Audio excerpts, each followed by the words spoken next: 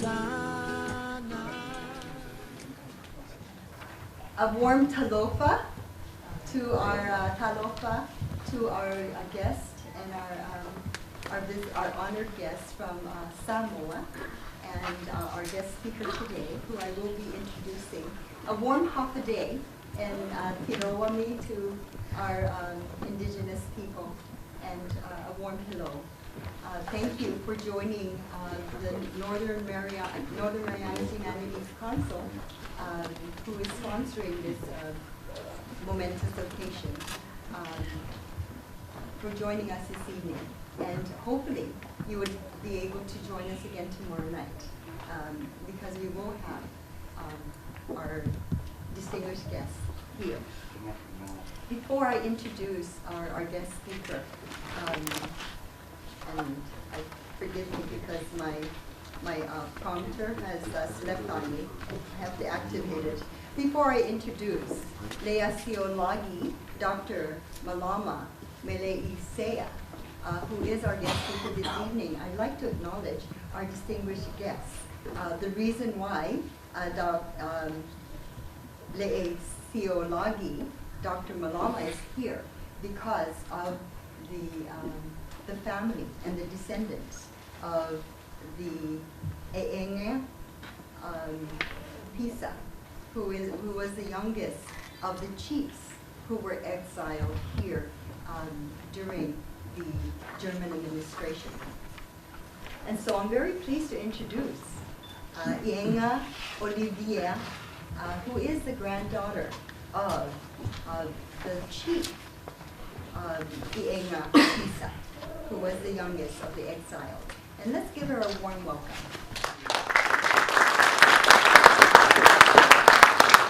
And with her, she has other descendants who are great-grandchildren of E'enga Pisa. And so we have Langi, and Langi is around, and also the others, and forgive me, E'enga Olivia, for not having all of their names, but let's give our visitors from Samoa a big warm welcome to the center.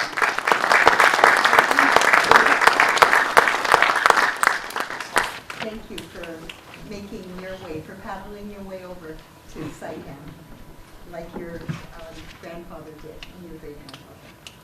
So, let me, without further ado, introduce our guest speaker. We have before us Leasiolagi Dr. Malama Meleisea, who is currently the director for the Center for Samoan Studies at the National University of Samoa. He was a judge of the Samoa Land and Titles Court under the Ministry of Justice and Courts Administration. Leasiolagi has previously been the director and associate professor for Center for Pacific Studies at Auckland University from 1993 to 1998. He was the foundation director of the Macmillan Brown Center for Pacific Studies at the University of Canterbury from 1988 to 1993, and a senior lecturer in Pacific History and Politics at the University of South Pacific from 1978 to 1987. Leasiolagi worked in UNESCO for about 13 years as the UNESCO Regional Advisor for Social and Human Sciences for Asia and the Pacific, based in Bangkok, and was director and UNESCO representative in Afghanistan and Bangladesh. Leasiolagi has published various books and articles focusing on Samoa and Pacific history. Ladies and gentlemen, let's give a warm welcome to Leasiolagi Dr. Malama.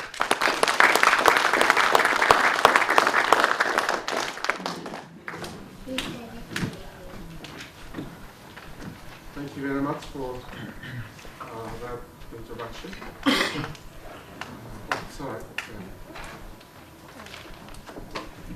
See, like our introducer, I'm not friendly with these as well. But thank you very much for that introduction.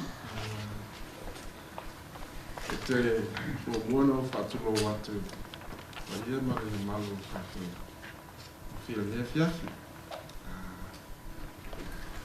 tātau lawa ele malu se ese whai o tātou whapas Aia whia mai tau mai ao kau te mawhuta lea whiawhi I'd like to pay my respect to the people of the land. Thank you for allowing us to come back. And I'd like to also acknowledge the beautiful reception we had last night, where we were warmly welcomed by the Office of the Governor and the Lieutenant Governor, and the Speaker of the House who was there. It was a pleasure also meeting members of the legislature who joined us last night, and friends and colleagues who were there with us. We would like to especially acknowledge the Humanities Council, Scott, and his gang of however many you have, 2, 3, for the wonderful work, the initiative, putting this idea together. And we have been grateful for that for all sorts of reasons, some of which we'll probably discuss later on. But thank you very much, Scott and Lali and the team. It's been a great pleasure coming here. Last but not least, Samoan community here in Saipan, the Reverend Minister and family, and colleagues. Some of them we found out are relatives of ours as well.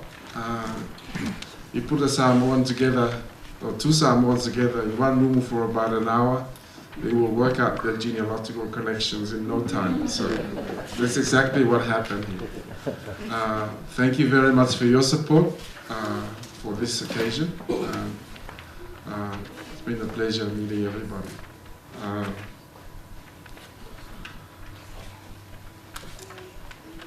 I'm going to read a little bit and use the PowerPoint. I'm not quite sure about how much people know about the history of this event. So I'll try and be brief, and perhaps afterwards we can have some interaction through questions and so on. Let me just begin by saying that Samoa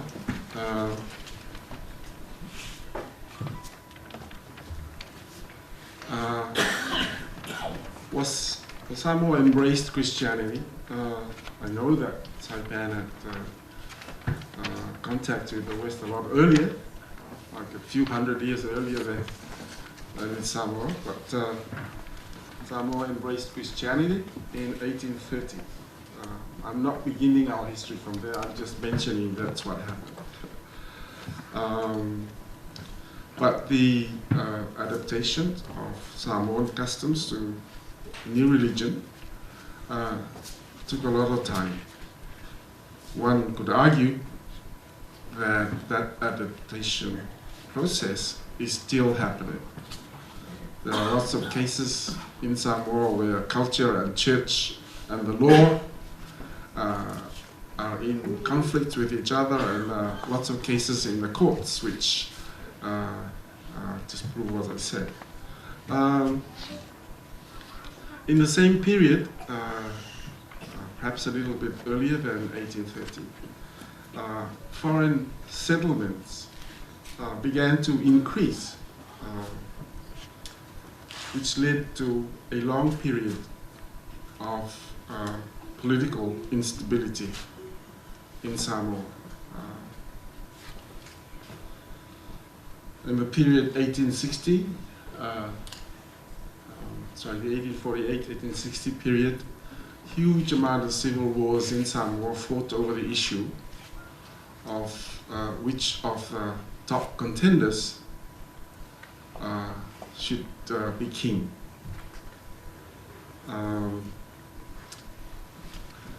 And from the between that period, 48 to 1860, the wars were fought mainly by the Samoans, sort of throwing rocks at each other or hiding behind the bush and ambushing people and so on. But from the 1860s onwards, because of the incomplete or indecisive, inconclusive results of those early wars, the wars continuing from 1860s to 1900, except the foreigners became involved. And the foreigners, I think, basically wanted the settlers, the foreigners wanted the Samoans to choose a king and form a central government. Made it a lot easier for them to govern and do their business if there was a recognizable king and a central government. The problem was which of the four high chiefs, rival high chiefs of the period, would become the king, the monarch. And as the Samoans fought over this issue, different factions among the settlers, Germans, the Americans, the British, backed different sides and provided even military assistance. There is a long, long, sad story about these wars, which will probably take too long to explain. In the end,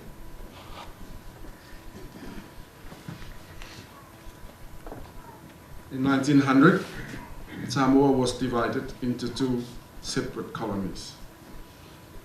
America took the eastern islands because they wanted the valuable natural harbor in Pago for the trans-Pacific shipping.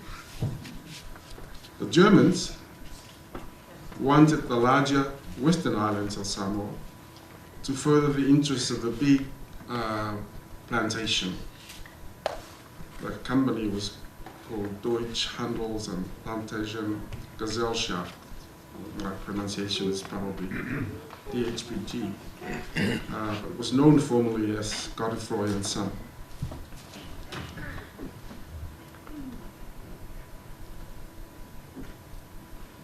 The new governor of the colony, Wilhelm Solf, who was formerly an executive officer of the Apia municipality in 1899, gave the interest of the company, naturally I guess, high priority in his administration.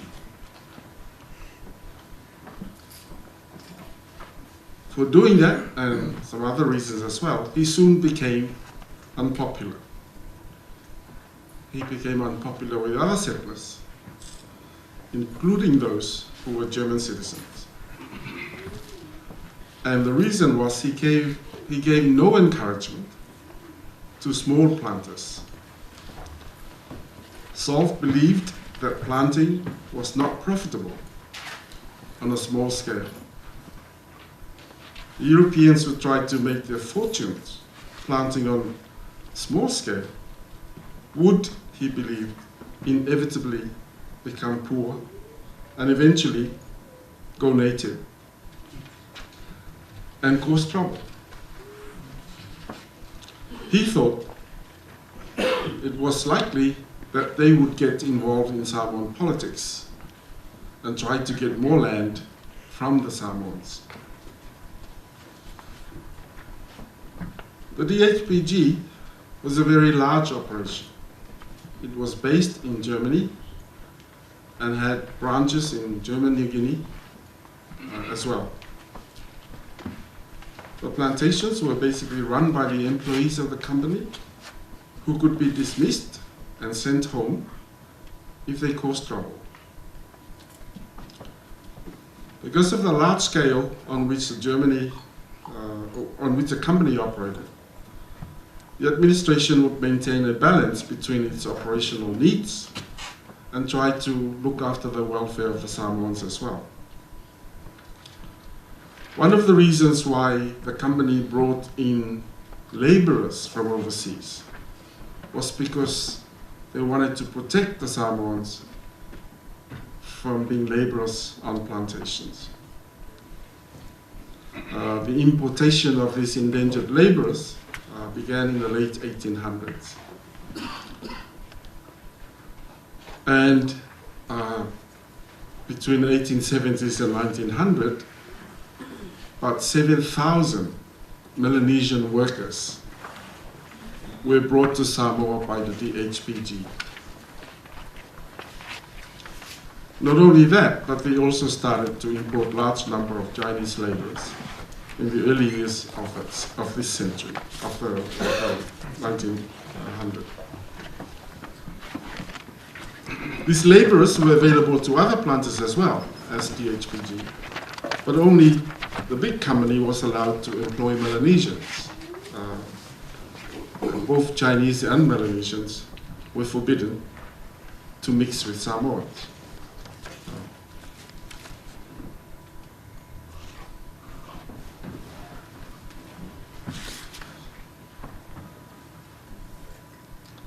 Land acquisition was also controlled by giving preferential treatment to the company, to DHPG.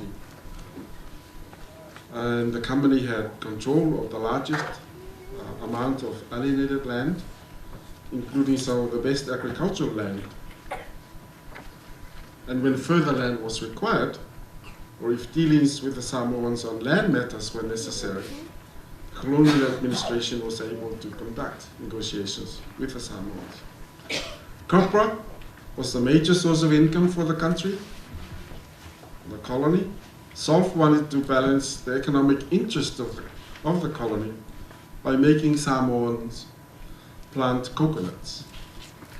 This, he believed, would make the Samoans more prosperous and enable them to pay taxes to the colonial administrators in order to offset their costs. It would also serve DHPG's interest because they could buy and export Samoan-grown copra. Consequently, Samoan landholders were required to plant a minimum number of coconuts each year and were fined if they did not. When Governor Solf made his first speech to the Samoans after German annexation in 1900, he sounded very reassuring to the Samoans. Has it gone off? Okay.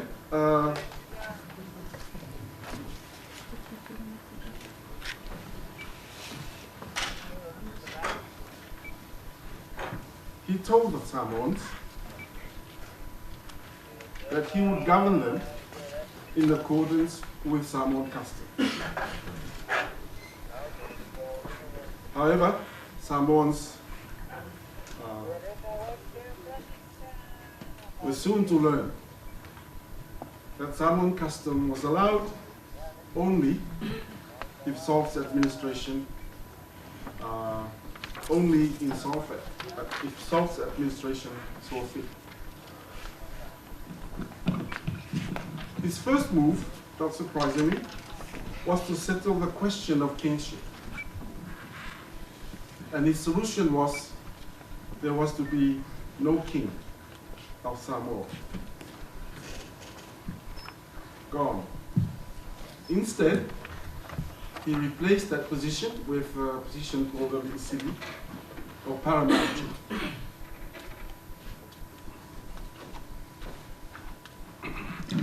This office of paramount chief was given to one of the senior of the four highest ranking titles in the country, Mataafa Yosefo, who at the time seemed to have the support of the majority of the Samoans. And he was also the eldest of the four senior ranking titles. So that was the first thing he did, wipe out the kingship. But Solf's, in my opinion, biggest attack on traditional Samoan politics was to refuse recognition of Pule and Tumua. Pule was a group of orators from leading districts on the island of Savai'i, and Tumua was their counterpart from Pule, the other island. These two groups played a major role in Samoan politics because they had the right to bestow, they had the right to confer the highest ranking title of Samoa. They were, in other words, the kingmakers. And for this very reason, Solf wanted to obliterate them completely.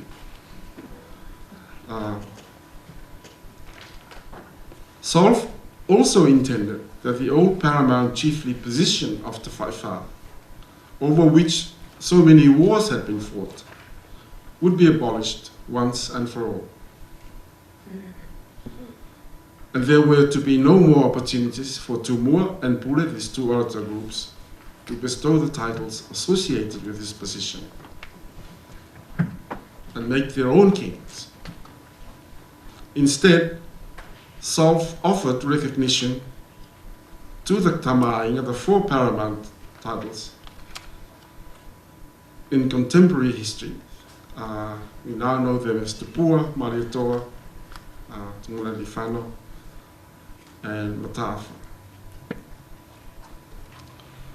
Another early action of the German administration was to disarm the Samoans. By the end of 1901, about 1,500 rifles had been collected. The governor had an administrative staff and the advisory committee made up of 3 senior members of the administration and 5 members appointed from the local European community. They are the committee that was set up to collect all this stuff.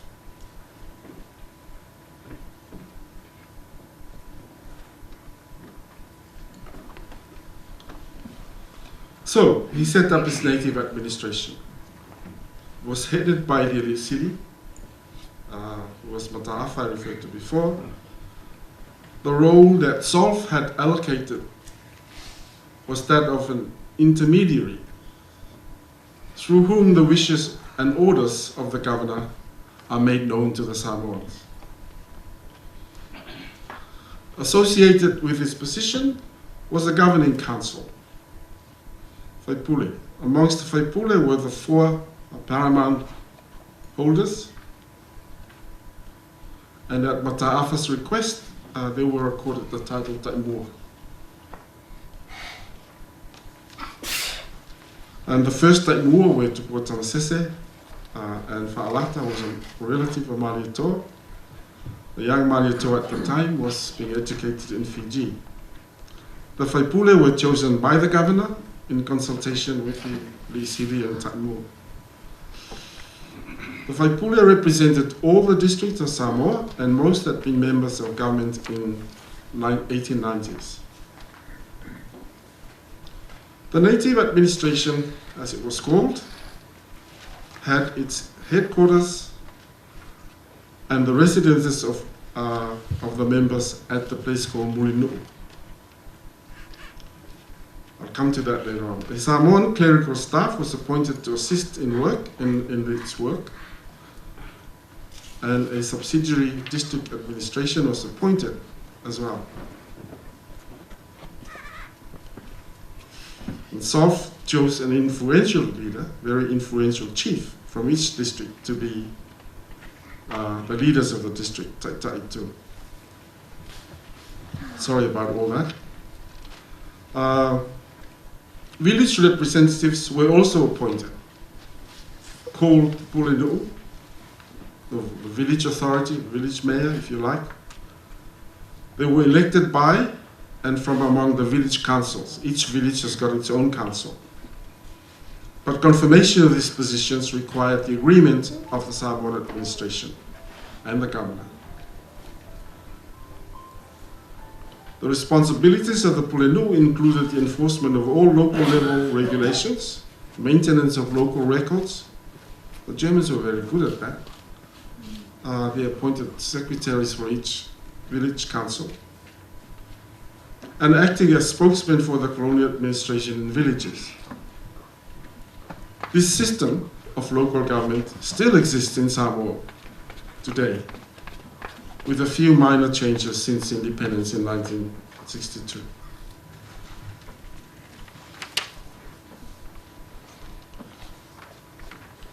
A very, very important instrument of Solf's policy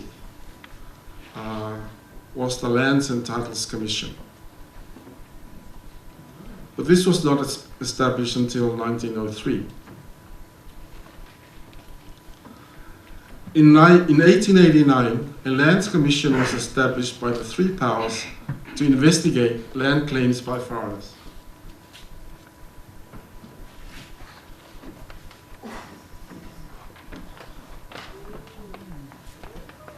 When the Commission put together all the land claims, it came to 1 million acres, 1.6 million, which, as you know, was more than twice the size of the whole country.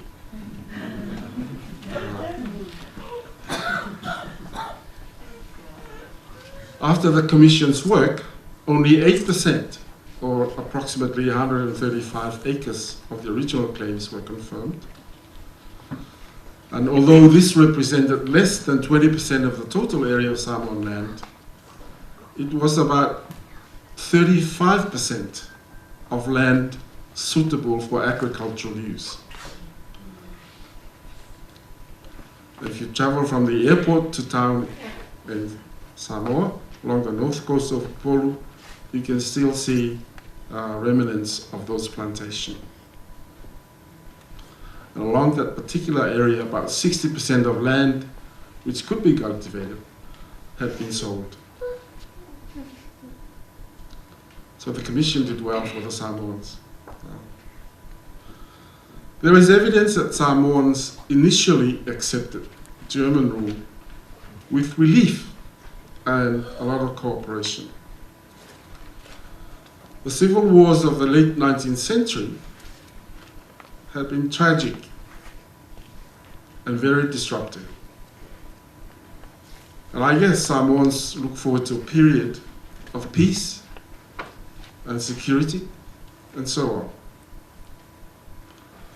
Solf did enjoy the respect of the Samoans, who, in the early days of his administration, referred to him as father. I think it is clear that the Samoans did not really understand that German annexation effectively stripped them of any real power. And it seems likely that they thought the Germans had established a protectorate, such as that Britain had over Tonga. As you know, Tonga has a different system, had a king.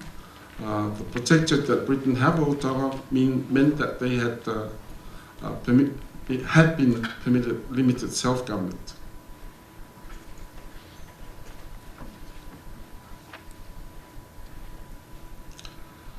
Okay, the first indication that Solf intended to interfere with Samoan custom was in 1900.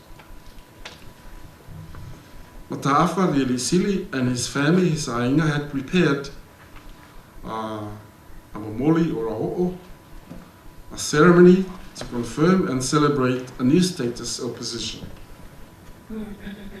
In this case, Mataafa's appointment as a Leisili. The ceremony took the form of distributing fine mats, which had been collected by Mataafa's extended family, and distributing to all the important chiefs and orators of Samoa. When Solf heard Mataafa's plan, he realized that this was an occasion on which many important expressions of traditional authority could be made, and one which might revive divisions among Samoans or create the impressions that Mataafa was indeed the king. Accordingly, Solf instructed Mataafa to hold the ceremony at Mulinu, the seat of government, instead of at his village called Lauaki, which is the traditional seat and the house site of the Mataafa title. Solf told them that no food was to be distributed, and every district was to be given equal recognition in the number and quality of fine mats, itonga. Furthermore, Solf ordered that the parties from each district leave Mulinu as soon as they had received their gifts, without staying to see what other parties were being given. The momoli went ahead according to Solf's orders, and Mataafa made a speech declaring, a long speech declaring, that his position as a Leisili came from the German emperor, Kaiser. This was a new thing indeed for Samoan leaders. In the past, only Samoans could create paramount chief. Furthermore, it was unheard of for a momoli by a high chief to be held in such a manner, omitting the traditional recognition of Tumua and Pule.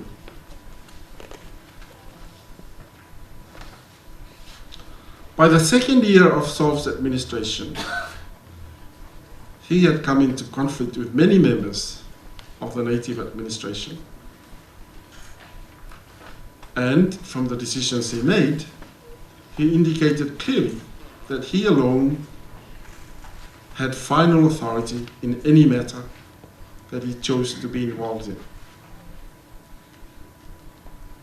In February 1903, the German administration established the Lands and Titles Commission to adjudicate Samoan lands and titles disputes. This new authority assumed responsibility for matters which had previously been the exclusive concern of Samoan village and Samoan districts and family heads. In 1904, there was open antagonism towards Solf's administration from Samoans within and outside the administration. By 1905, Solf had lost patience with the Samoan leaders who objected to his policies. And he took actions which made it clear that Germany was to exercise all authority in the government of Samoa. In denouncing Pule and Tumua, Solf made it very clear that he intended to give them no voice in the government. He made changes to the Whanawhai Pule and ordered the members to stay in their villages instead of in the houses of the native administration headquarters at Mulinu. From that time onwards, Solf only called upon the Whaipule to come to Mulinu when he wanted to discuss something with them. The high chiefs of Taimua were ordered to stay in Mulinu'u, where Solf could keep an eye on them.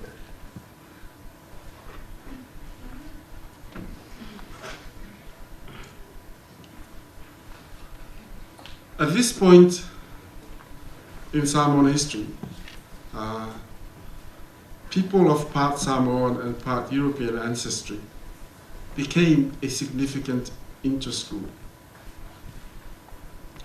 Part Europeans, or Afakasi, were the descendants of European settlers and their Samoan wives.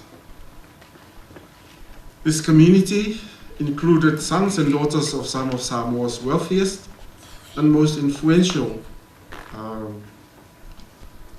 foreign settlers.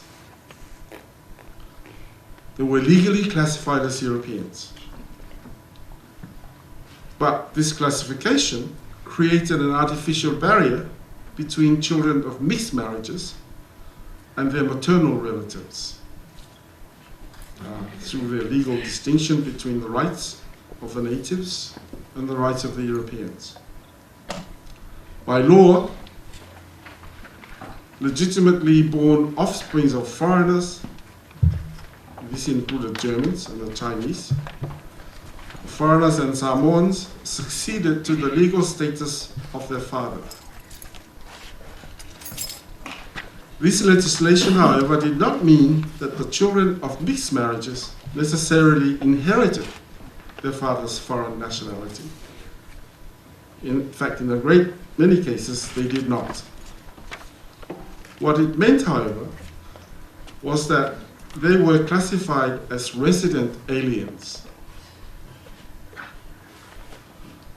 By 1910, the census recorded about 1,033 part Samoans registered as resident aliens. Division between Samoans and part Samoans was probably, I'm hazarding a guess, probably an intentional creation of the German administration.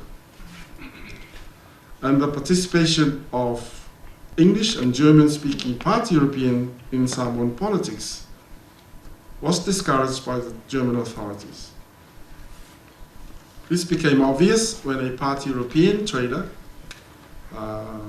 promoted the idea of establishing a national trading company to be owned by Samoan shareholders. And the idea was for this company to buy copper from Samoan growers and exporting it.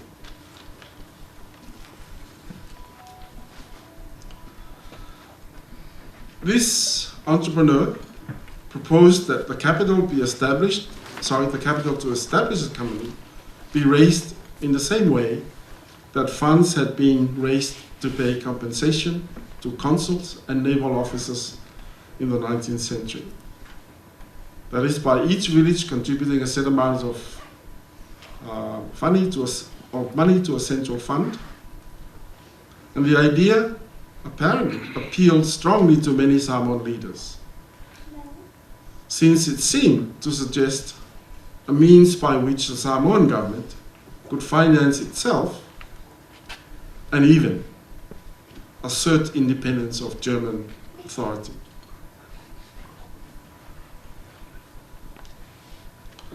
When Solf heard of the proposed Oloa Company, as it was called, he opposed it and ordered the Samoan officials to give up the idea. Solf saw the proposal as a threat to the German authority, of course,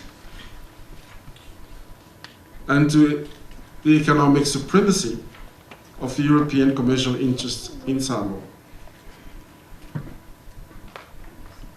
He also believed that Samoans lacked the education and commercial knowledge to make the company a success.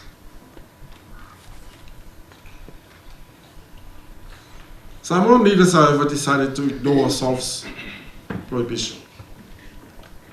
And representatives of Tumua and Pule spread the news and gathered support for the company from the villages that they had lots of influence in. The German officials,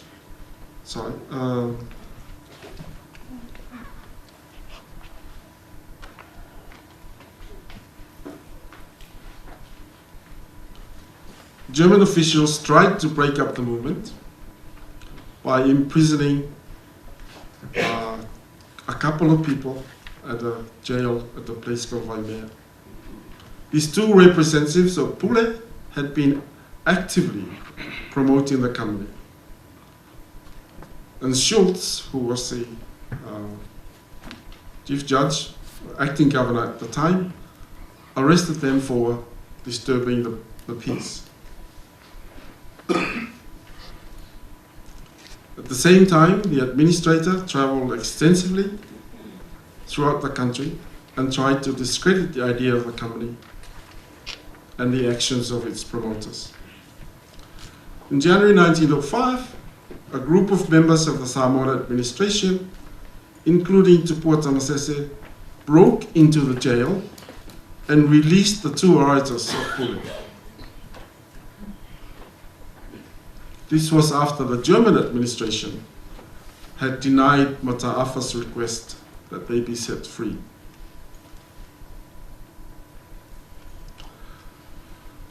However, the unity between the Samoan officials and the promoters of the company did not last. And factions for and against the company developed. This led eventually to the idea being abandoned. This episode, however, illustrated the difficulty which Samoans faced, not only in coping politically with foreigners, but in competing economically with them. The movement, with German support, might have enabled Samoans to become full participants in the international economy. But German opposition meant that the Samoans had to keep their subordinate status and remain at the mercy of the middlemen who controlled copra exports. The failure of the Aloha movement did not stop Samoans from wanting to have a greater voice in governing the country.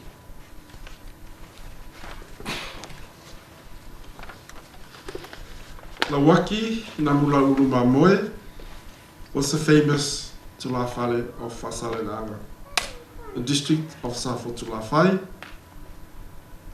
and which is one of the traditional Pule districts of Savai'i.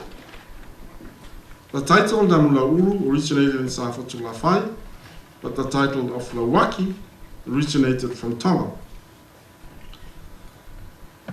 It was one of the four important Matapule titles of the Tui Tonga. Matapule were chiefs with special responsibilities to serve the Tui Tonga, the King of Tonga.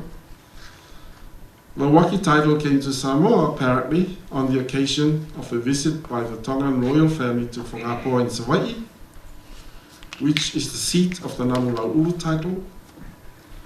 And when the royal party departed from Samoa, they left the title Lauaki as a gift to the family in Whangapoa who had looked after them. Namulau'ulu Lauaki Mamoe was an important spokesperson for Samoan politics. He held office as a whaipule in the administration, and he believed that Samoans should take part in all aspects of national development and not to be excluded by the administration. By 1905, he had developed a number of objections to the German administration. These included, first, his concern about Matai losing power to represent their families in the government of Samoa.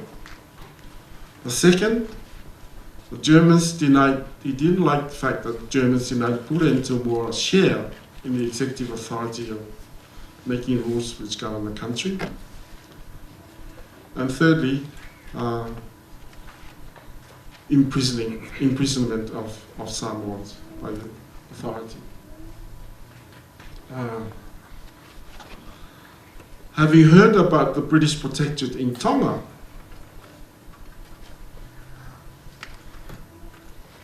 Lauaki thought that that was a better system for Samoa, and he wanted the German authorities to be replaced. The objection to German rule expressed by Lauaki came to be shared by many leading Samoans, particularly the orators of Pule from the island of Savai'i. And a movement began which was known as the Mau Pule, the opinion of Pule. The supporters of the movement paid their taxes to the Mau leaders instead of to the German administration. There is in fact an oral tradition from Savai'i that the first tax money collected for the Mau Pule was used to buy horse-driven carts for Lauaki and for Mariatolo Pepa, so they could have the same dignity as the German officials. Support for the movement, support for Mau Pule, came from the most important villages and districts in Savai'i, who were angry about the land that had been taken by the Germans and the head tax imposed by the German administration. Lauaki won respect from many parts of Samoa for standing up to the German administration. When Governor Solf returned from overseas, he was on leave in 1908, Lauaki organized a big ceremony to welcome him back. But in fact, he used the occasion to present a petition to Solf, complaining about the German administration. The Mau Pule was an attempt by Samoans to reinstate their independence and assert their authority in their own country. Lauaki made the following points in his petition to Solf. First, German authorities should show more respect to Mataafa, as he was the representative of the dignity of Samoan people. Second, all the Tamaaina should stay at Mulnu to assert the dignity of the Samoan government. Third, Mataafa's signature should appear beside that of Solf on important government papers. Fourth, the German administration should account to the Samoan people for their expenditure, and that Samoa should be fully independent as soon as possible. Early in 1908, Namulau'ulu visited Mataafa at Mulnu. He found the High Chief of Samoa bitterly regretting his loss of power.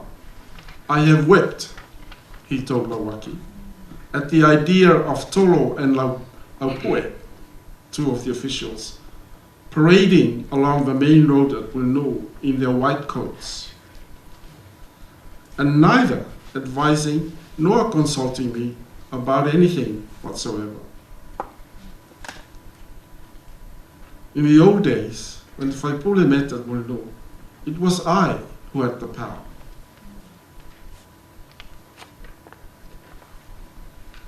After traveling around the country to seek support for the resistance, Lauaki finally decided to confront the government. In 1909, in January, when Lauaki was summoned to the governor, by the governor to Mulnu, he set out with a fleet of canoes, manned by his supporters from Savai'i, Apolima and Manono. They met their supporters from Tumasanga, who had gathered at Vaiusu, across the bay from Mulnu, and sailed to Apia in a very, very impressive show of strength.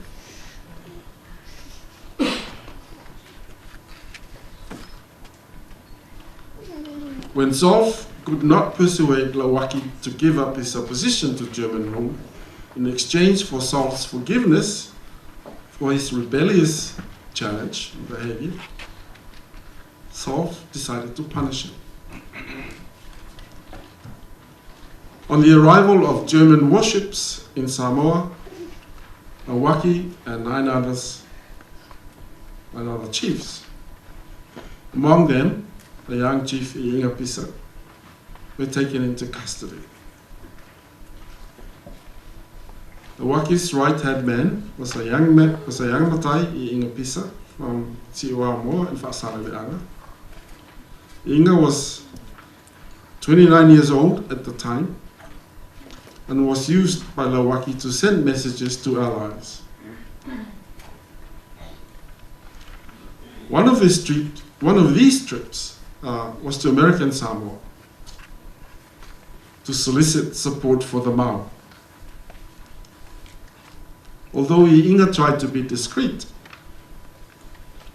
he tried to hide inside a bag of kapok on his way to Thailand. He was discovered and was punished before he was deported. As well as the Inga, the exiles who accompanied Lauaki included other chiefs, Tuilangi, so on, accompanied by their families, and a pastor, who were taken to Saipan, the marshals, which at the time was also one of Germany's Pacific colonies. When the party arrived at Saipan and was shown where to live, they organized a small village settlement with Lauaki as its honorary head. They were accompanied by their wives, sons of and some of their children. There's a song which commemorates their exile in these words: "O Pule, a inga ratai is Pule." The money which fell into the water will probably never be recovered. Where is Lauaki? Te vanga has been taken. Pule has no foundation. Please, Governor, tell us when the exiled men will return. Lauaki and his exile party were returned to Samoa in 1916. But one of the men did not want to wait for repatriation. When Inga learned that New Zealand had taken over Samoa at the beginning of the First World War, he knew that his ability to speak German was of no more use. He decided to escape from Saipan to Guam, an American territory, so he could learn how to speak English. He built an arctic canoe and left the island, Saipan, secretly at night. He arrived in Guam via Rota. After about 4 or 5 days and nights, he was eventually sent to Hawaii until he was returned to Samoa. I think his older brother paid for his fares to return. When Inga arrived home, a big feast was held in his honor at the village of Lauva'a in recognition of his many abilities. And Inga was invited by the administrator of New Zealand at the time, Colonel Logan, to become the secretary of the Office of Samoan Affairs. The German administration of Samoa had been admired by many historians. It has been suggested that Governor Solf was a man ahead of his time, who ruled the Samoans fairly and wisely. In comparison with the governors of other colonies during the same period, this claim is probably true. In some other parts of the world, colonial regimes were encouraging white settlers, grabbing land and using violence against native peoples who resisted. Solf protected Samoan land rights, prevented the Samoans from being forced laborers, on plantations. He restricted white settlements of Samoa and gave the country a period of peace and prosperity. This is why many old people remember the German period, or have heard about the German period as a good time in Samoan history. Indeed, in 1923, when Samoan leaders were becoming dissatisfied with the New Zealand administration, a telegram was sent to Solf while he was the German ambassador in Japan, requesting him to return as governor once more.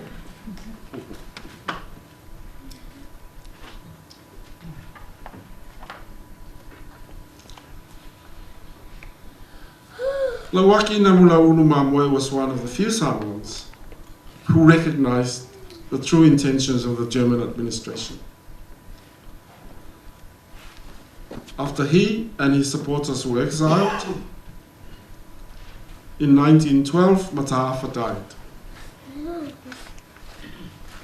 Solf's successor, a governor, Schultz, abolished the position of a Leasiolagi in accordance with long-term German policy to gradually remove all the traditional political institutions which gave the Samoans a basis for united action.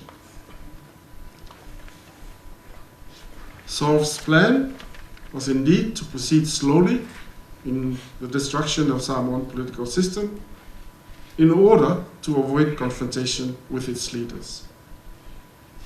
The office of a Leasiolagi was replaced by a position called Fautua, just advisor, and this position was held jointly by Mataafa and Tupuotamsese.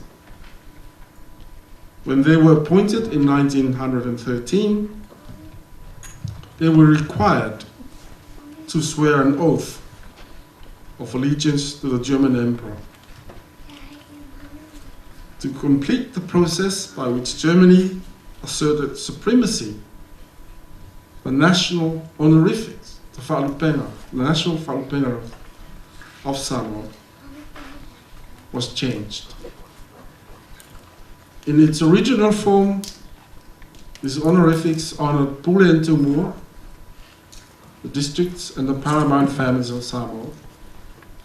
The new honorifics, however, were addressed to the Kaiser of Germany and the German heads of the administration. And Solf was indeed the representative of the Kaiser in Samoa. Some historians have said that Lauaki was a backward-looking traditionalist. But I think the place he will always occupy in Samoan history is that of a patriot.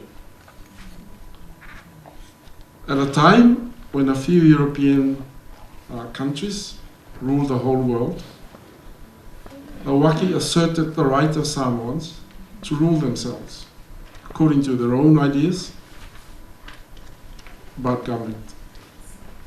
In this respect, he was a man many years ahead of his time. He and his brave followers were the first leaders of the Samoan independence movement, which was not to be successful for another 50 years. Sadly, Lauaki never saw his homeland. He died at sea, en route to Samoa, aboard a ship which had been sent by New Zealand authorities to bring him and his supporters home.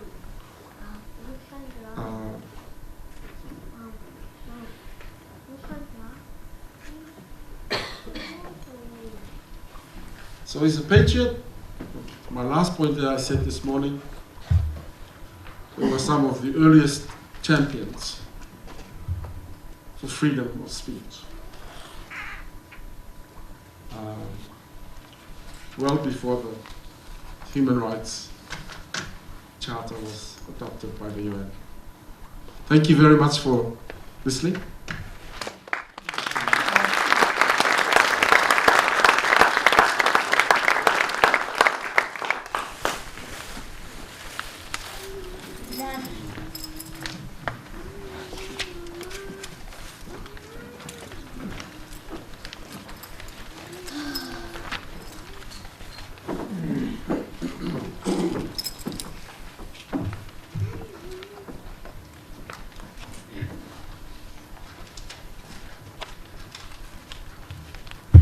Thank you, Leasiolagi Dr. Malama, for the beautiful insight as to for historians of the Commonwealth of the Northern Marianas, and I like to call myself one of them because I used to teach NMI history. Very insightful. Thank you for the background information and for sharing the legacy of Iinga Pisa. And we will be hearing from Iinga Olivia tomorrow and tomorrow night. So, without further ado, we'd like to entertain questions and have for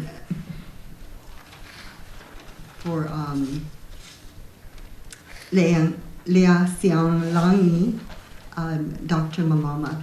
So if you have questions, go ahead and raise your hand. We have a mic here.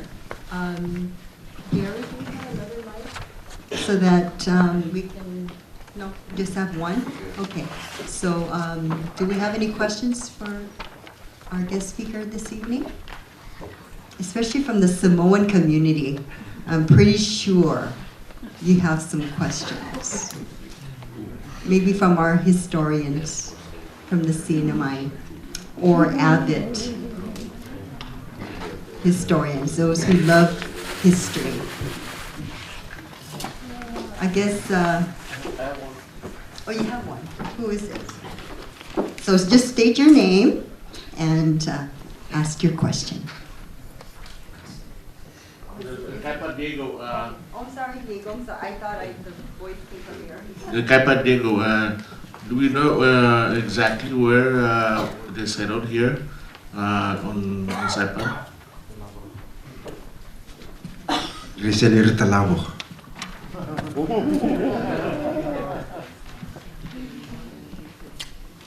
We had the privilege of being taken there today, this morning, and maybe Scott can tell you there's a beautiful, what do you call that thing?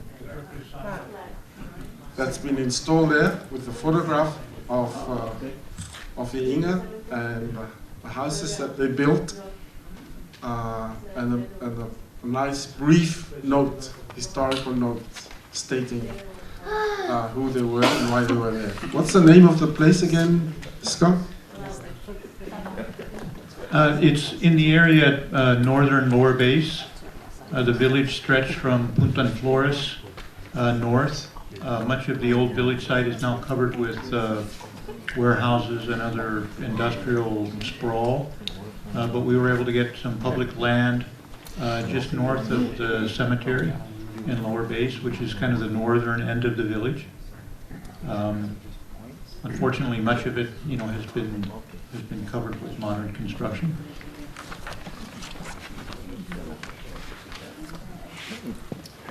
Thank you, Scott.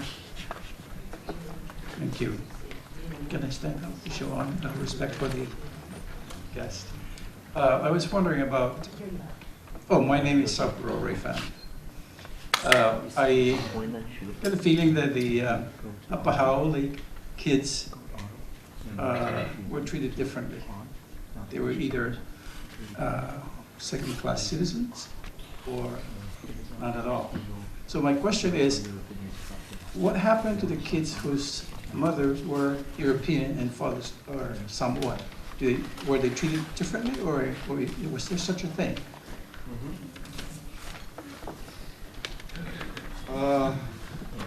Yes, they were treated differently because they did not have a European surname. I'm one of them, actually.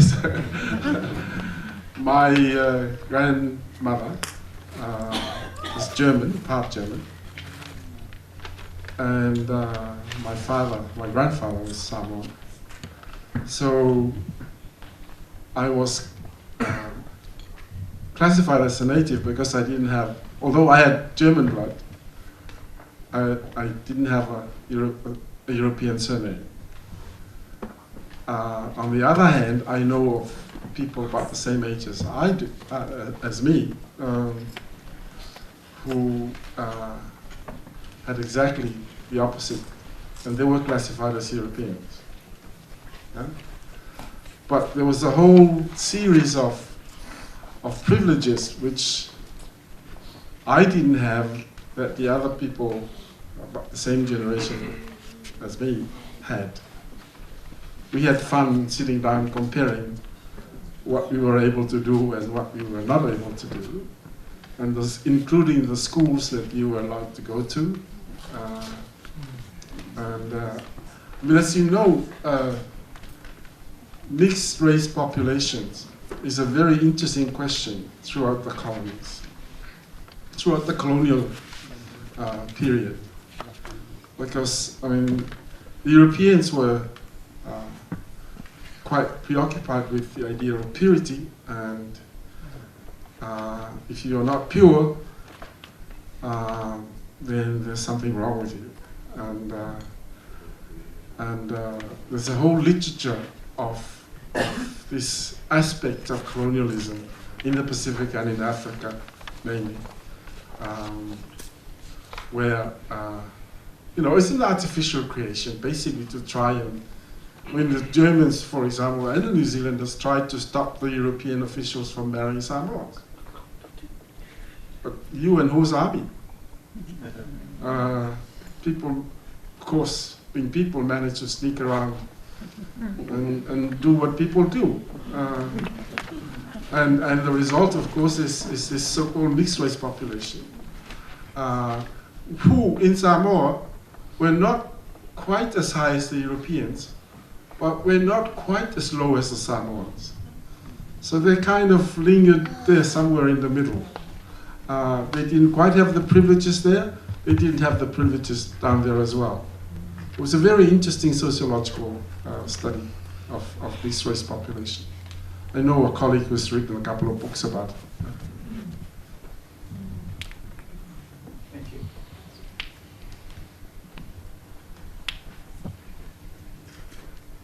With that same question, what about the titles that are bestowed in the traditional sense? And because there are issues today in many of the countries, including the one we currently are hearing about with Haiti and the Dominican Republic, what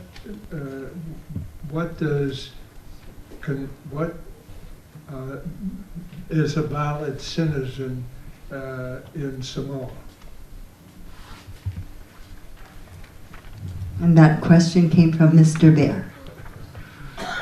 Okay, before independence, or should I say independence, we had Samoan members of parliament who were elected by Samoans, and their criteria, of course, is pure Samoan. And in recognition of this pan-European part of the population, we had 5 members of parliament who were elected by the European community.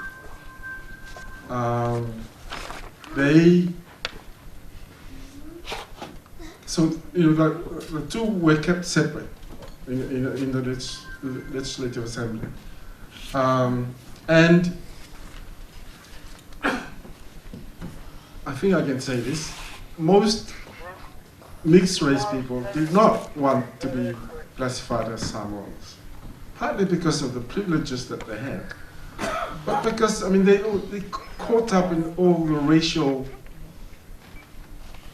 stupidity at the time, basically.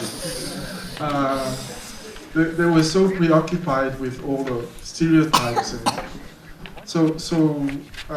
but they were mostly living around in town, not in the villages where the Samoans are, not good part of town where the Europeans live, but in the sort of slummish areas in town. If you were classified as a European and you voted for a European Member of Parliament, even if you are part Samoan, you are not allowed to hold a title. Or if you do, then you switch to the other side. Once you become a Matai, then you become a Samoan. Then you can vote. Sorry, the voting at independence was Matai suffrage. Only Matais could vote, and only Matais could stand for parliament. Yeah? On the other side, European members, they voted on the basis of universal suffrage. Yeah?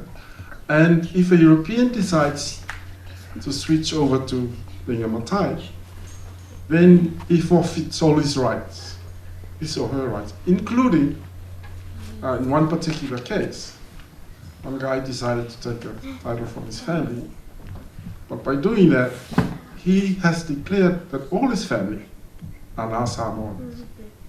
So his wife lost the right to vote as a European, and his children also lost the right to vote as European.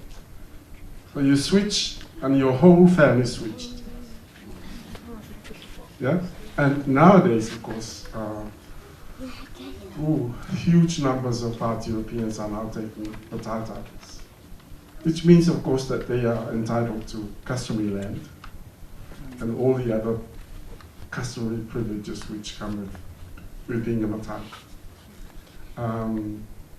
Part Chinese, part Europeans holding Matai titles, left, right, and center these days. Quite a few of them, a lot of them are in parliament. Probably more of part Europeans or part Samoans, both Chinese and Europeans in parliament, last time I counted. So does that answer your question? Yeah, okay. Again, please state your name and your question. My name is Margarita Wannenberg, and I have a question about how we knew, I guess some of us knew about Samoans being here some time ago, but how known or well known is Saipan in Samoa, and how are Samoans, how do they look, how do they see Saipan or Saipanese people today?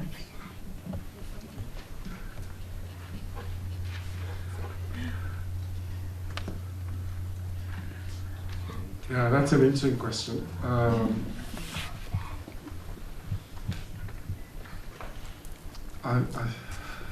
I guess what I could say is that, and I think something I believe in, our head of state, our current head of state, has given lots of presentations acknowledging the humanity of Pacific Islanders as family. And you have also probably read one of the books by a Tongan academic, Pele who argued that the sea does not separate us. The sea, in fact, joins us. So what little we know, the ordinary folk in Samoa knows about the Pacific is based on that philosophy. Yeah. The second thing I want to mention is that we know that this part is heavily influenced by Americans, and we have right next door to us Eastern Samoa, which is an American territory. So there are sort of stereotypes, if I could say, about American colonization and Americanization of Pacific Island countries. Those of us, of course, who know about Micronesia in a little bit more details, admire the history of this place, what you've gone through. I mean, you've been subjected to colonialism for much longer than we have been, in a sense. And you've come through, not quite unscathed, but still battling. I hear from some of the people I spoke to the other night at the reception, some of your politicians and the speaker, but struggling. That's the best I can answer your question, I think. Hi, my name is Walt. 2 questions. Could you give an idea of what the total population of Samoa was at the time, and a breakdown in terms of Samoan versus German? And also, could you give some specific examples of some of the customary privileges that you were afforded that were not afforded to Europeans?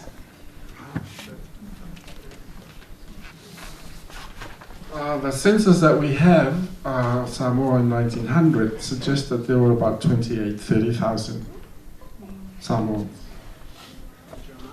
And Germans? Oh, I don't really know. I think that the population in Germany was probably somewhere around about 1,600 people. And they were the biggest foreign population in the country at the time. If you were a European, as I said, you couldn't use land. I said in the earlier part of our presentation that about 17% of Samoan land is alienated. It's now freehold. The rest belongs to the Samoans. And if you are not a Samoan, you cannot use customary land for whatever purpose. So your access to land is restricted, land use and so on. And that's a main privilege, really. They didn't participate much in Samoan traditional things like, activities like opening houses, building Samoan whalas. They had their own church communities and so on. That's about it. I think in retrospect, I think there was a lot of privileges that the Europeans had, which some of the Samoans didn't have. Access to good school is a very important one. I know of families in Samoa who changed their name, I won't tell you how, from being Samoan to European name, although they didn't have any European blood at all, in order to access these good schools in town. They didn't particularly want to vote as Europeans during the elections. But there are things like, you're not allowed to buy a bottle of liquor. You don't have a license if you're a native to buy liquor. I saw some people struggling with that. But Samoans, being Samoans, they started making their own home brew, so they didn't miss out much. But things like that, yeah. But land being one of the most important commodity. Nowadays, of course, after they have become Samoans, quite a lot of part Europeans, part Chinese have access to customary land on which they are now having their plantations and building their houses. Because land in Samoa cannot be alienated, customary land. You need to have a change of the constitution before you can alienate land. Customary land is not for sale. Now they're trying to lease them, but it's becoming a very sensitive issue in Samoa. Okay?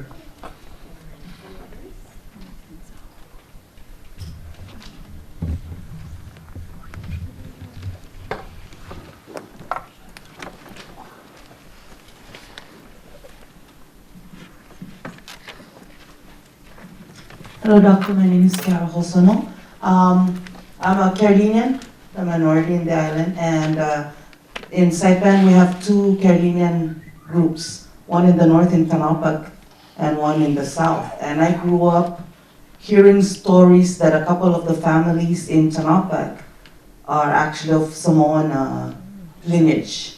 even when we look at them, you can really tell that they're Polynesian and not Micronesian. They're taller, bigger in build, they got their furrows, the afros. So is there anything in your literature that you found or through stories from the chiefs and their families that tell stories of either someone staying behind or things just happened, or has there been anything in reunions? So, and if so, if there are seeds left behind from the families that came, according to Samoan traditions, if they ever discover that they were descendants of some of these families, would they have a right to go back and claim someone's citizenship and take advantage of the privileges that you get?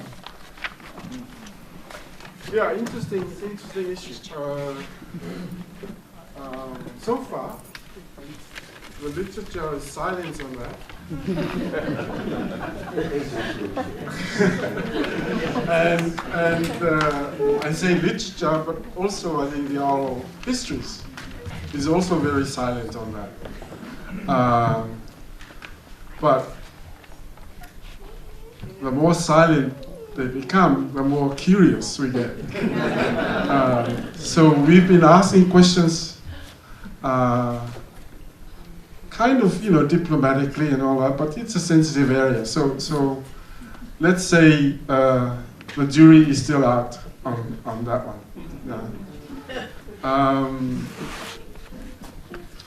Yes, anybody who can claim Samoan ancestry, I believe, can come back and claim not only land, customary land, but also the right to hold a family title. You can spend a bit of time putting your genealogy together, or if you're prepared to admit to connections which I said people are being silent about, it'll be interesting. Yeah. I know lots of people who live overseas who have now started making claims to family titles and that. So, yeah. Any other questions, comments?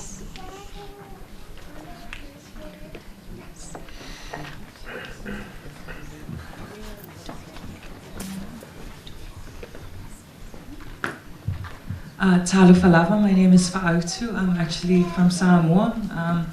I'm a great-granddaughter of I'i Mapisa. This presentation and leading up to the event that we have here and listening to Dr. Malama has made me wonder about a few things. And this is more for the audience, rather, and it's a very curious question.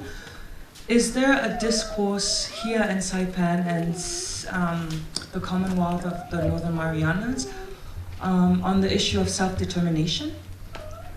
I understand that there was a committee that was set up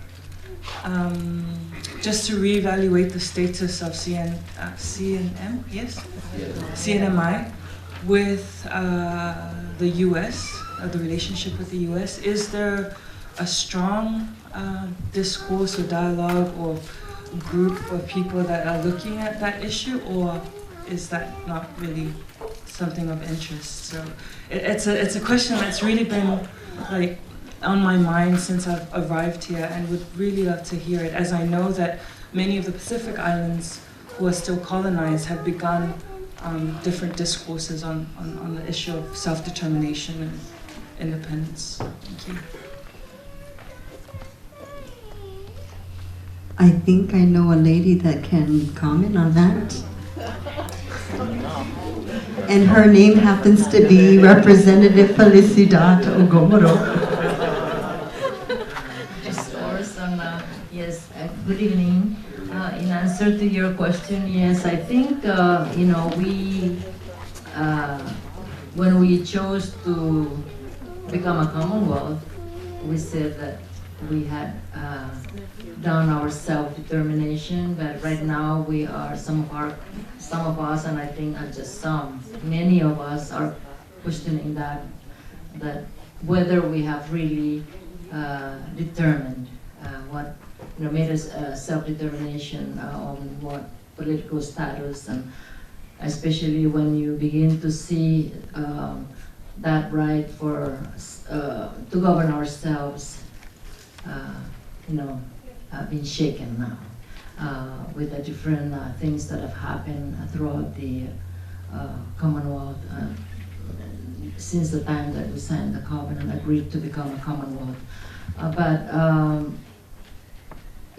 There is a bill there. I think they were, in fact, I left and the Senate had already placed it on their calendar to entertain, and that bill essentially is to evaluate our political status, look at the pros and the cons, look at the challenges.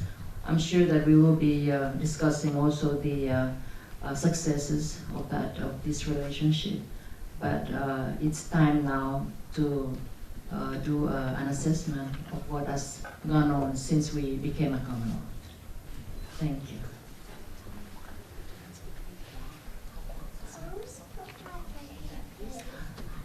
Oh yes, in fact I just met up my friend here, Jane from our Micronesian Legal Services, made mention of what Guam is doing now. They're trying to determine what their political status would be. And I do know of some friends that are very involved in that movement, but whether or not they're going to be given that right is really very interesting. I think that that movement is again growing stronger, more stronger now than before. It kind of died out, but I think they're now re-looking at getting the group together again to try one more time. So they're in that process now of getting organized to try and determine what their political status would be. With the United States holding on to Guam because of their strategic importance, some of them are, although they really want to get into the movement, they're also kind of wondering if they will be successful. So that's them, the people from Guam. Francis, is that? Leasiolagi Dr. Representative of Omaha. Any others that would like to comment on the question that was posed to us? Maybe she could comment on American Samoa's condition in that. Because she's from Samoa, she probably. From the independent state of Samoa. But he's interested in your take anyway. Oh. Do you have any comments? I have a lot, but probably not politically correct.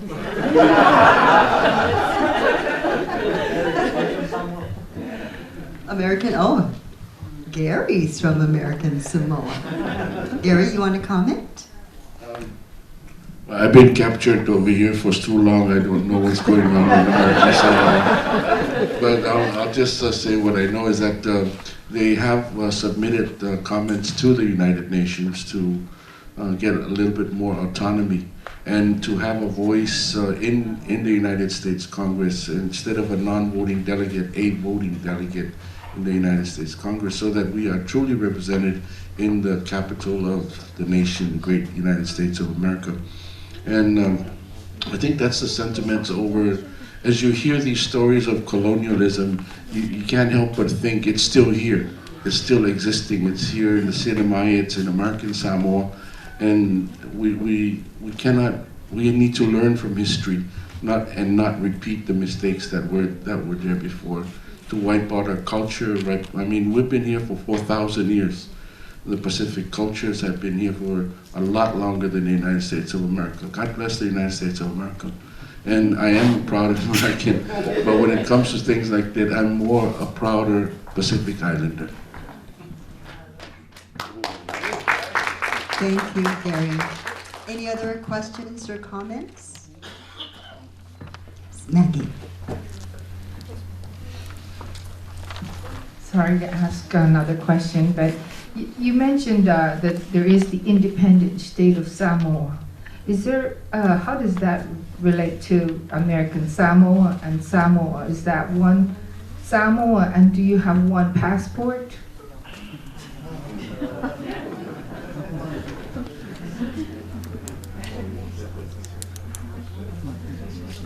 Well, we have relations across the two Samoas. Common culture, common language, and when it was divided up in 1900, then it became two countries basically, legally anyway. So we need a visa to go to American Samoa, and vice versa. Sometimes the politicians play around with that. Sometimes they relax us a little bit. Sometimes they bring it back, depending on who's doing what to who. Yeah. But otherwise, we had a family funeral last week, and lots of my relatives from American Samoa hopped on a plane and came to the service and went back same afternoon. And Western Samoans do the same thing. I might mention, I think it was 64, 65, after 3 years after Western Samoa became independent, that there was a delegation from Western Samoa to American Samoa to start some sort of dialogue about reunification, which was received very kindly by the American Samoan leaders on condition that Western Samoa come and join American Samoa. So that wasn't on the cards, obviously. But I think there's some movements along those lines again in the context of what Darius has been saying. You probably don't know that American Samoans do not have American passports, like you guys here. So they have, although American territory, they have different privileges from people here. So that's a bit of an issue with Samoa, American Samoans. It used to be Western Samoa about 7 or 8 years ago, maybe even a bit longer than that. The Samoan government decided to do away with the Western, being a relic of colonialism and all that. So it's now been called just Samoa. And now the American Samoans are not very happy. So if you call yourself Samoans, what are we? That debate is also ongoing.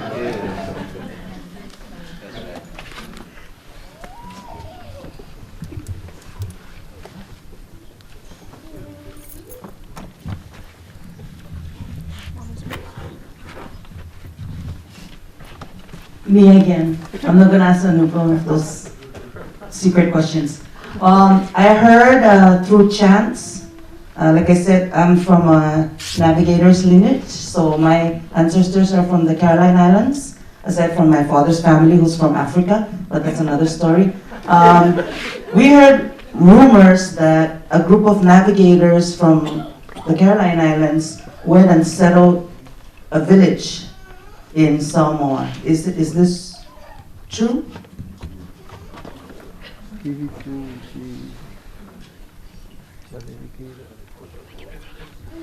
What I've heard is there are descendants, Carolinian descendants in Samoa.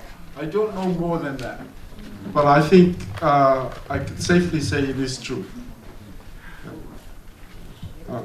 I say that as a historian who's very careful about his facts. So.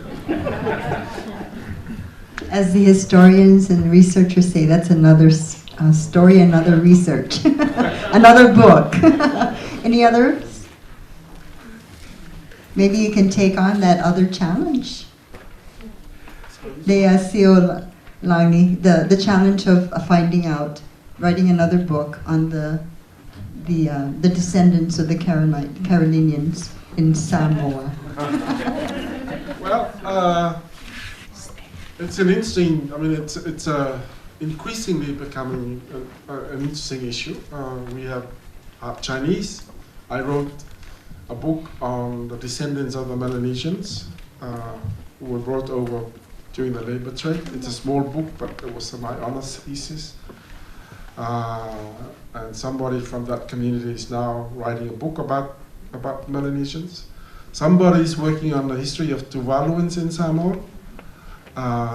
And we are working together with people in the Chinese community to put together a book on Chinese experience or migrants in Samoa. So why not the Carolinians? We also have a community of Niueans in Samoa, and somebody is now thinking of doing something like that. So, but it's an interesting phenomenon because I think worldwide, the issue of identity of people living elsewhere and their spirits or whatever you call them back at home, that seems to be picking up, and some fascinating stuff already done on it. So, and if we do it, maybe we need some assistance from here, obviously. And that's Carol that will give the assistance. I'm just connecting the dots. Any other comments or questions? Very interesting. Yes, one back there, Mr. Oh, Gary, and then I'll go to Kodep. Go first, and then I'll run back. Just a side note, I also wanted to note that Dr. Leasiolagi's when he spoke about the movement in Samoa, in independent Samoa, there was also a movement in American Samoa at the same time protesting the United States because it ended up that the American Samoa in 1900 was put under the United States Navy, and if you failed your command, they made you governor of American Samoa. How's that? And so we had all of these losers that were running the government, and totally, and we had Samoans that journeyed all the way to Washington D.C. to take this to Washington D.C. and Congress, which ended up in the Senate Inquisition in 1930, which was led by Senator Bingham. And there's a lot of Samoans that are named Bingham and they held hearings in San Francisco, Hawaii, because Samoans were already living in those areas, in American Samoa and Manua, and they came up with that. Yeah, this is true, which ended up in 1952. In 1950, we were transferred under the Department of Interior, and much like Samoa. The Samoans in American Samoa had no voice in government, and the governor, the failed commander, or captain, if you will call in the chiefs and have everybody sit down in his white uniform, address everybody, the natives, once a year. And he was the judge, he was the governor, he was the legislature. He made the laws, he enforced the laws, and that's what it was. At the same time, Samoa was fighting the Germans and the New Zealanders. The American Samoans were also speaking out, and it was everything that was done by the Samoans against the foreigners that were in our country was done in a peaceful means. And as a matter of fact, in Samoa, the New Zealand government actually machine gunned down a protest march that was being held. Americans didn't do that to American Samoans, thank goodness. But yeah, it's a long history of colonization, and it's very interesting. It's parallel, and we're one people. We speak the same language. We all have families in both sides. All Samoans have families in American Samoa. All American Samoans have family in Samoa. I hold 2 passports, U.S. and also Samoan passport, because that's where my grandmother hailed from, is Samoa. Thank you, Gary. Now for Kodep.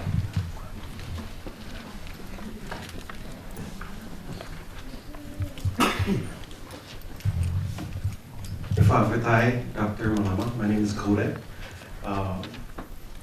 I just had a few comments and then a question, but I did want to mention that I had the good fortune of being part of, some of you may know the EPLD, Emerging Pacific Leaders Dialogue that was held in New Caledonia and Vanuatu.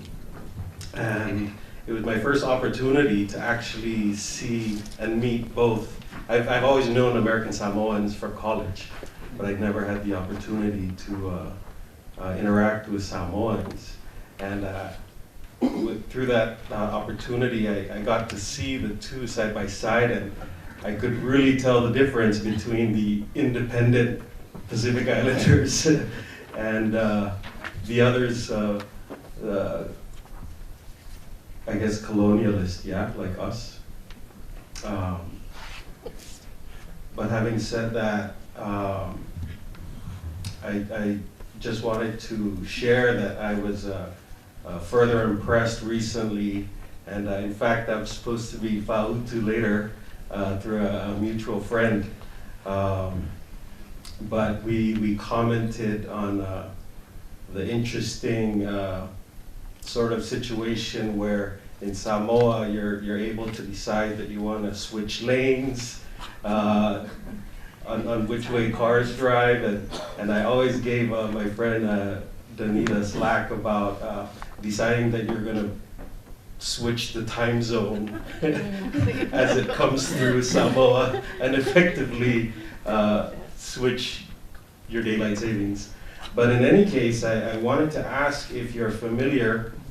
I came across an essay several years ago that spoke about how the region, the Pacific region, when it comes to travel and the difficulties of islanders trying to visit each other across the subregions, that there was a very, how do you call it, intentional move and effort to divide up the three subregions of the Pacific, where America would control Micronesia and travel within, and New Zealand control Polynesia, and Australia, Melanesia.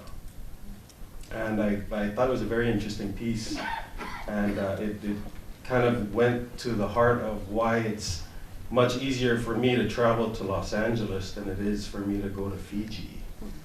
So I was wondering if you could speak to that a little, or have any sort of knowledge about that. Thank you.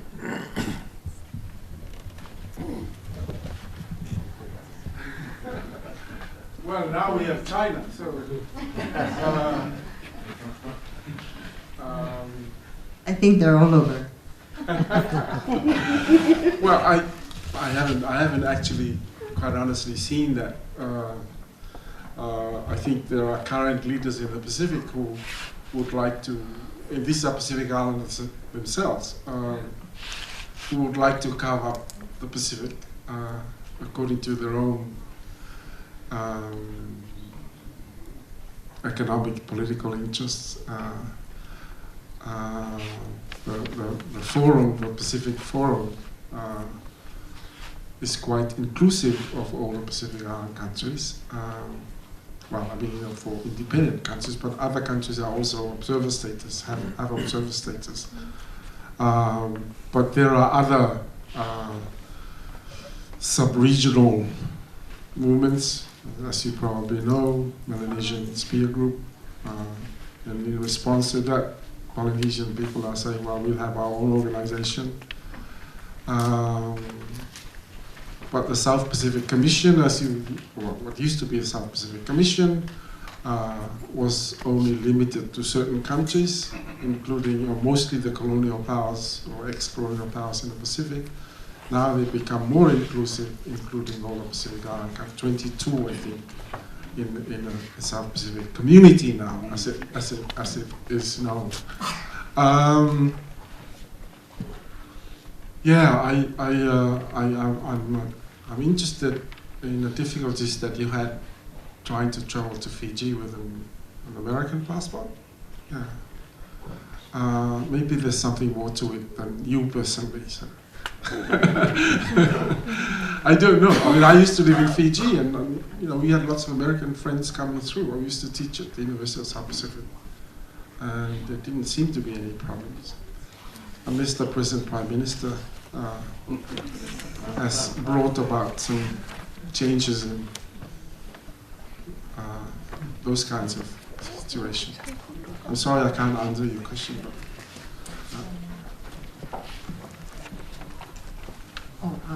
she had a question and then I'll come to you. I guess I'm going to ask Doc to pass this back.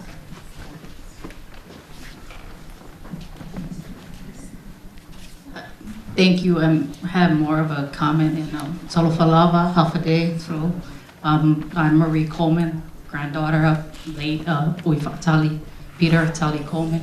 And I also have actually a very unique connection because my mother is actually from here. So I'm actually most, on my mother's side, Carolinian. My grandmother's Carolinian, grandfather's Carolinian. So had opportunity to, and my husband is from Pule. So a very unique connection. But, you know, just having grown up and stuff, you know, some of the things I really remember, you know, having been in many different Pacific Islands, you know, because of the family connections. And, you know, as my grandfather traveled, many of my first cousins, the sons married in Marshall, Saipan from Samoa.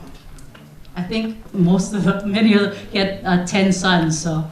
But really what I remember, some of the things that I remember that are being taught to us is just about, you know, our legacies are really the families that we leave behind to carry on for us. And just the mutual values that a lot of Pacific Islanders possess, which is love of God, dedication to the family, courtesy and respect for others, and just, you know, the kind of conviction and courage that a lot of our Pacific Island leaders had, and that we're really only hearing about. You know, the history books talk about so many different leaders, but, you know, they were really, you know, also pace setters, but, you know, really the kind of leadership they had, the kind of love for the people, and really seeing what could be better, but also, you know, to bring people together, you know, in order to further goals that would just, you know, be beneficial to everyone. So I do have a question though, although I kind of know the answer. I know in Samoa, because they have the traditional chief system, and of course it's a tremendous honor to have a title and the responsibility that comes with that leadership, because these titles are thousands of years old. So, you know, what are some of the repercussions in the event that as a leader, you do not, you know, maybe do things that necessarily are befitting of the title and privilege of that? If you could share just, you know, kind of how that system has more so just the leadership, and what are some of the consequences if you know, do something to, you know, dishonor or embarrass your title, you know, of course your family along with it. Thank you.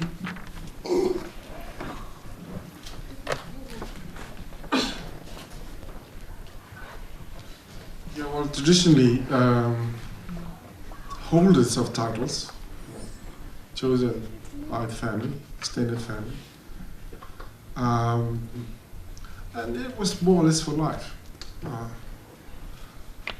And recently, this is about 4 or 5 years ago, there's a new amendment to the Act of the Lands and Titles Code, which says that the family can actually remove the title legally from a chief who misbehaves, put it that way. It hasn't happened yet, in my experience, but it's now legal for anybody in the family, anybody, meaning anybody who's over 21, even if you're not a title holder, can complain about a family title holder. But, you know, you have to go through the whole process of, you know, negotiations and arbitration and so on, before it eventually gets to the court, if it does get to the court at all. So it's a lot easier now, I think, to remove holders, but you could probably argue that it's a lot easier now, given the fact that there are so many Samoans, both in Samoa and overseas, who hold titles. Probably a lot easier to misbehave too. So, being out of your comfort zones in your own villages and things like that, you get out of your little surrounding and start to do all sorts of things.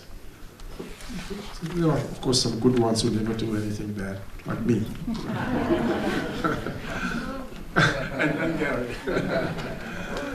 Yeah, but it's easy. I mean, I should mention one thing about the title system in Samoa, because, in 1900 I mentioned there were between 28,000-30,000, according to some sources I've seen. But we now have, including the diaspora, close to 500,000 people. And a lot of those want to hold family titles.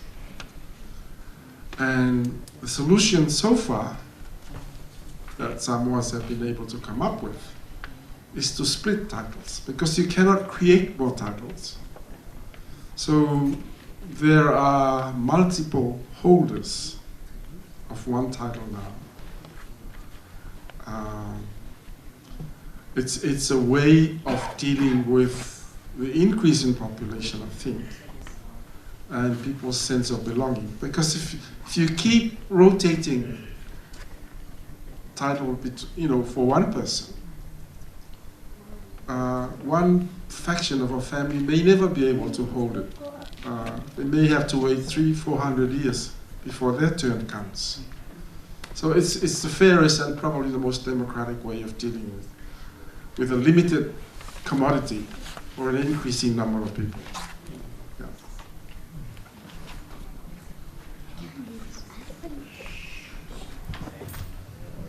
Hi, my name is Walt again.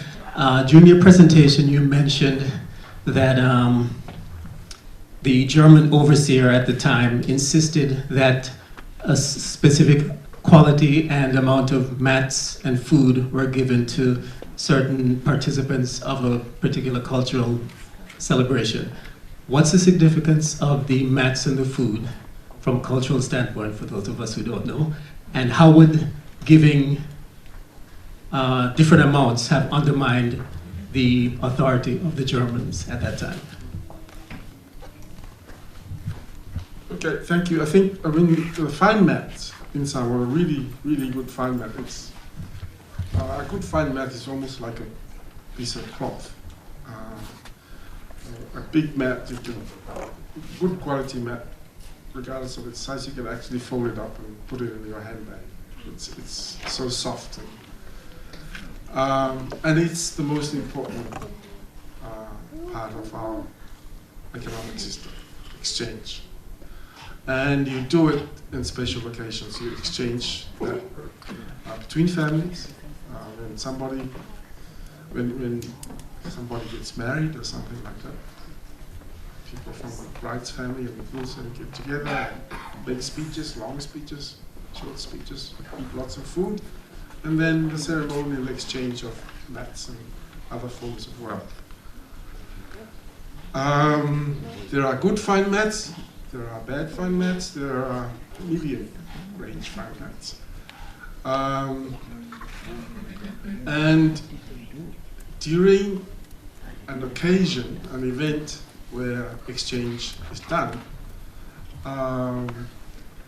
mats are given according to lots of criteria.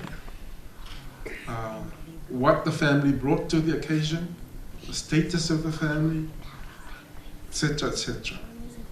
And therefore, you can never give the same amount of fine mats to everybody who come. Because that's not acknowledging the status and what people gave and your connections and so on. Mats and other forms of wealth are given in recognition of connections and statuses and relationships and so on. The thing about the particular event I mentioned about Futa'afa was, Solf was very clever. He knew what symbolism the fine mats had. And was another stab in the system to say to the chief, you're not supposed to give mats according to your custom, which acknowledged the ranks of the different orator groups like Samoa and Pule. They would be given some of the best because of their role in the politics of the country.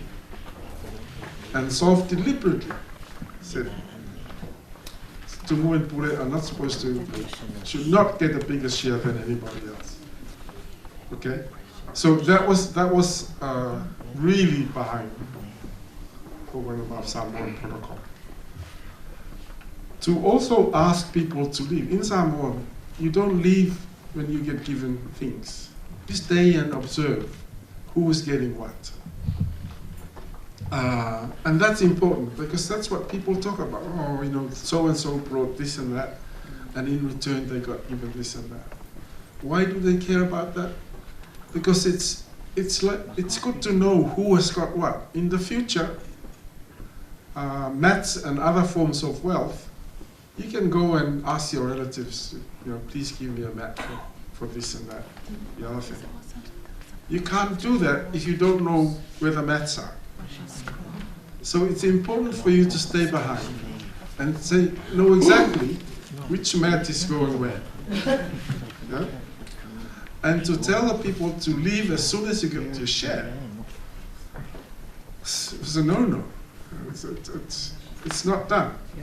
The other thing that the governor didn't allow was the distribution of no food. Again, food consumption is, as you know, a very important part of the culture, but a certain portion of food stuff like pigs and part of the pigs and fish and parts of the fish are given in recognition of status and rank, relationships and so on. And by telling everybody that no food was allowed was again another way of saying we, you know, don't recognize your old connections and things like that. It was a real successful attempt to try and do away with the traditional political exercises. Yeah? Does that answer that? So there's no threat to the power structure? Oh, absolutely, absolutely. Just in terms of it, like you said, it was an attempt to destroy the existing culture. Absolutely. Yeah. I also mentioned the fact that when Mataafa asked Solf for this event to go ahead, and I said that traditionally, this form of exchanges had more meanings if it were held at the traditional place where these titles come from. By Solf saying that you should have it here in town, on a piece of land that is really relatively very unimportant traditionally. It's a tiny little peninsula sticking up somewhere with lots of mangroves around it. By ordering him to have it here, was basically a statement saying, here I can control it. And if nobody listens to what I said, like, you know, get your things and go, then we can get people to enforce what I want. It was clever, but badly thought out kind of strategy because people reacted to it very quickly, like Lauaki.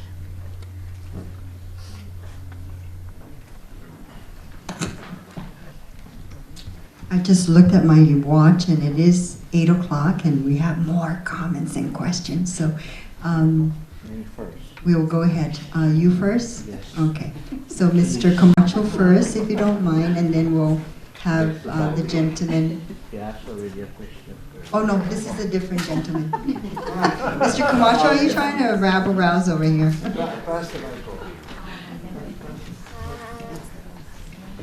I would like to ask a question on his behalf. Anyway, I just would like to know, you know, the Samoans that were brought here by the Germans, do you have any idea, or do you know what were they doing really here? Did the Germans tell them on how to go about in staying while they were here, or they were just drop off here?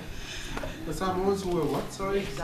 The exiles, I'm talking about the exiles. What did the Germans tell them to do here? Were they just drop off and then the ship went back to Samoa? Or, you know, I just want to learn a little bit more.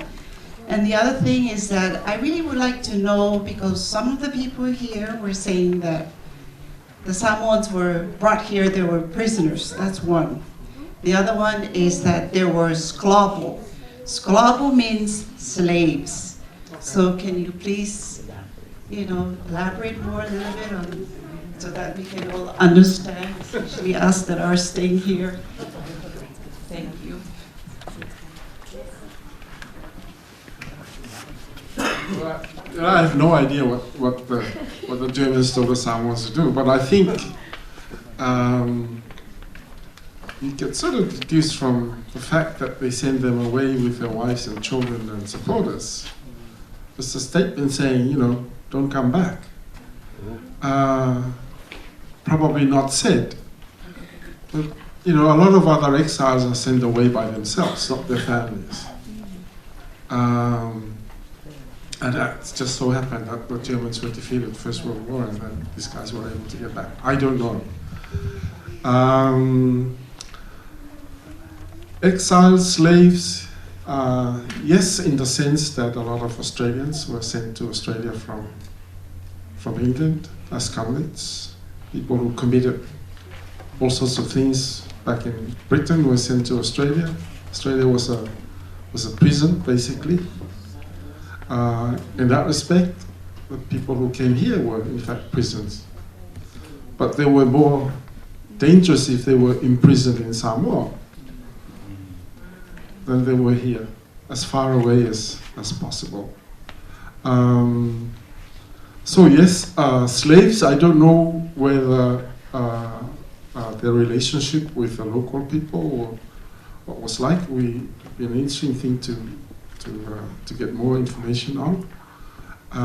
But what I've heard is that they set up their own place and did their own thing, and they lived as happily as they could.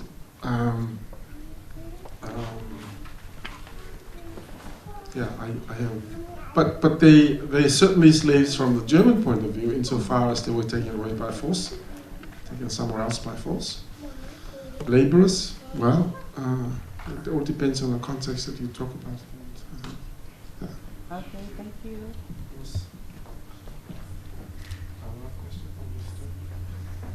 Right, my name is Flynn, and I have a question more about the Samoan culture. With all the exchange giving that goes on during ceremonies, etc., and increasing population, I had heard that some people are saying that these events, fa'alave lave, are getting way too expensive because there's so many people around that you're obligated to give to all of your family with these things. And so some people are saying, well, you need to tone this down and spend less money on your fa'alave lave. Do you think that's feasible?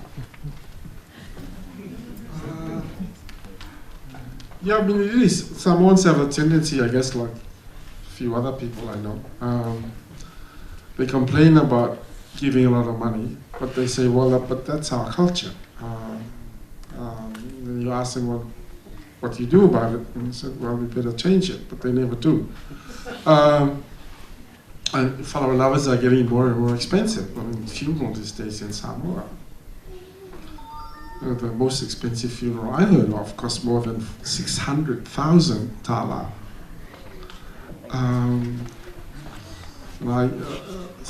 Some people are still probably, this happened about 5-6 years ago, and some people are still paying off loans from that one. And there's that attitude of competing with your next door. A lot of money comes from migrants overseas, from Samoan diaspora. Probably most of the stuff comes from that. If you go to a fa'alave lave in Samoa now, it's very rare to see some real traditional stuff. Things like canned fish, cartons of canned fish. Even in a special presentation of food where coconut was used traditionally, now you see people giving bottles of wine and even expensive bottles of champagne instead of coconut. And it's getting out of hand a bit. Our Prime Minister has been trying to do something about it, but he's a politician and he knows that his voters count. Yeah, I know. And thanks for the question. It's with the increase in population, lots of people go to family flower love it, not only to help and all that, but also it's a way of laying your claim on the family properties, the title and land. However small that piece of land, customary tenure that you have some entitlement to, by contributing to these things, reinforces your claim to land and titles. And we have lots of cases in the lands and titles court over disputes about this concept. It's part of the game, I think. I know we're running over time, but we're going to entertain one more, and then we'll call it a night. Sanofa, my name is Selimani Toa Leoso Sam Ripley. I just wanted to piggyback of what Mr. Sword was talking about American Samoa, because Dr. Malama is cover all the, I am the grandson of I'ingapisa, who, my father is from American Samoa, from the district of Alatawa, Leone. I was born in Leone, but was raised by I'ingapisa and Fa'autungatani Tofaiono. I just wanted to, I lived in San Francisco for 35 years, and I am an advocate for Pacific Islander with the San Francisco Unified School District and all other stuff that pertain into the need of our Pacific Islander and very underserved community. Furthermore, the Mau movement of American Samoa, my grand uncle, who is Samuel Ripley, who is my grandfather's brother, he was refused entry to American Samoa because he was an interpreter for the chiefs of Tutuila and Manua. And therefore he was staying in the city of Richmond, California. And he became the first mayor of Richmond, California, and became a Congress representatives. And every information are in the Congress library. And also with this Mau movement, with Mau Pule, is also in the Congress library in either the archives in Washington and in San Bruno, California. So I just wanted to, I don't want to sit here and, so I am a product of two, the grandson of I'ingapisa and a grandnephew of my grandfather's brother. And also I am also privileged and happy to hear our governor, late Governor Coleman's granddaughter, who was the very first Samoan governor in American Samoa. And also he was appointed from Washington, D.C. to be either the governor of Guam or here in Saipan. I don't have my history altogether, but I know he was a governor somewhere here in the Marian Island. So, and thanks for the opportunity. Thank you very much. And let's give Leasiolagi Dr. Malama. Another round of applause. Thank you. And don't forget to come back tomorrow night. We're going to hear from Ienga Olivia, I need to pronounce that right, and hear more of the Samoan exiles, maybe through her presentation and her and the descendants of Inga Nopisa, we can answer some of the other questions and the interest that is circulating this evening in terms of maybe there are stories that Grandpapa did share and that you won't know until you come tomorrow night, right? So again, let's give our descendants of Irina Pisa a big round of applause, and Leasiolagi, I'm trying to memorize, you see me, yes, Dr. Malama. And thank you to the Northern Marianas Humanities Council for bringing them out.